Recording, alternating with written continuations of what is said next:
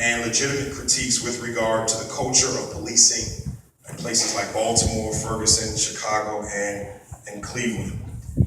That is, police think, act, and are often treated as if they are above the law.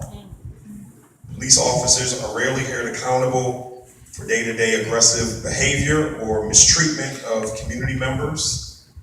And in the most egregious cases resulting in the death of our people, they are rarely reprimanded, arrested, charged, prosecuted, or found guilty.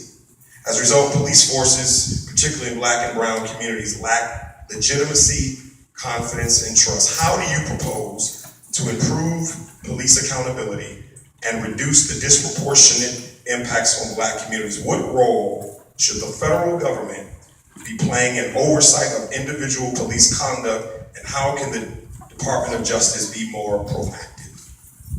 Excellent question. We live in a federalist society. We have a federal government, state government, local government. Each has different responsibilities and jurisdiction. But what the federal government can do is play an enormously important role to deal with this crisis, which exists all over this country. Number one, anybody who is killed while being apprehended by the police, anybody who dies in police custody, should automatically trigger a federal Department of Justice investigation.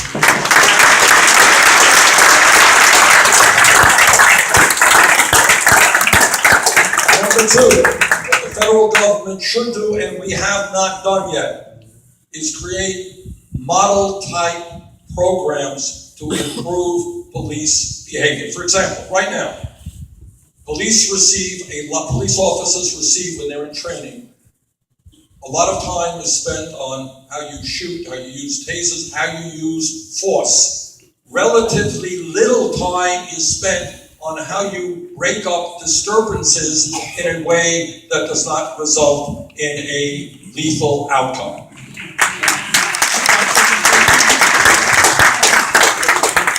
And in some police departments, and I do not want to say all, there is this macho attitude. You shoot first and you ask questions later. And we have got to reverse that. Lethal force, in my view, should be the last option, not the first option. Sometimes police officers should use their gun quickly in an emergency. Somebody shooting people, that's what you want. But too often, I think, that takes place. Too often, and I've seen this in my own state, people with mental illness who are acting weirdly, we can deal with that. Maybe they have a knife.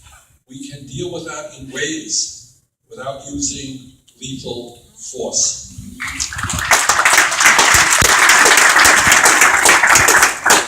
I think what the federal government can do is provide model programs and financial assistance. If your department is prepared to go forward and figure out ways to train police officers to be part of the community, not to be looking like an occupying army with a militarized police department that oppresses and intimidates the residents. If you are a police department that's going to go out and talk to the people and be part of the community, you will be rewarded. But if you're a police department that intends to do it in the old-fashioned way, you will not be rewarded. We will deal with you in a different way. So federal government can play a very important role in educating and help training police departments all over this country to be more responsive to the needs of their constituents. My name is Latanya Goldsley. Tamir Rice was my cousin. As the world knows, he was a 12-year-old boy playing in a park outside of the recreation center, just a few feet away from his home and his school. He was killed in less than 2 seconds by 2 Cleveland police officers, Timothy Loman and Frank Gurley. We have seen cases like Tamir's create an epidemic across this country, from Trayvon Martin to Michael Brown to Freddie Gray and Sandra Bland, with zero accountability from the grand jury and prosecutors. Even though a municipal court judge found probable cause in Tamir's case, our county prosecutor, Timothy McGinty, failed to indict those officers. What is your message to families like ours across America who, even after years, have yet to find justice?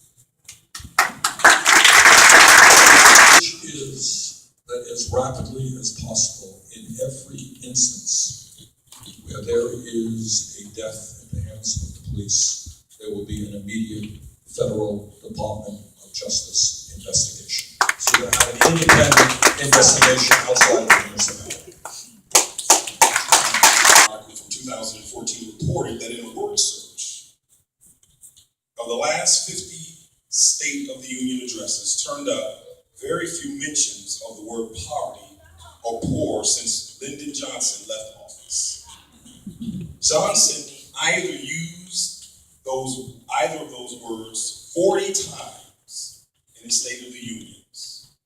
It took the next 5 presidents a total of 23 years to equal that number, and no president since then by themselves has come near that in the most important speech in the nation given every year.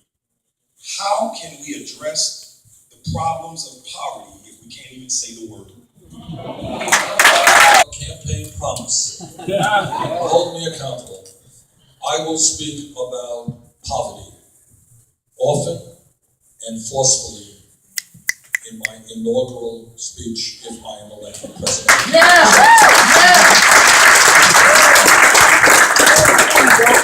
I talk about poverty every speech I give, but you got another problem. It's not just, you're absolutely right. It also has to do with the media. I held a press conference in South Carolina with several members of the South Carolina State Legislature. They were there talking about poverty in South Carolina. I talked about the fact that we have 47 million people living in poverty in America today, and that's the highest rate percentage-wise of any major country on earth. 35% of African American children today are living in poverty. Over 20% of the American kids, that is shamefully the highest rate of childhood poverty of any major country on earth. We have schools which are literally falling apart. Our child care system is dysfunctional. Half of the children in America in public schools are on free or reduced lunches. Here's the simple truth. We treat our children and we treat poor people abysmally. And what they become is political pawns. You got governors all over this country who are beating up on poor people. They get votes that way. They don't have the guts to take on the drug companies. They don't have the guts to take on Wall Street. They think they're very, very tough because they can beat up poor people. All right? That is not what I do. So you have my word that in this campaign I have and will continue to talk about the disgrace of a nation in which so few have so much and so many have so little. Don't tell me that we cannot significantly eliminate childhood poverty in America. Of course we can. But instead of giving tax breaks to billionaires who are spending more money than we should on the military, maybe we invest in our children.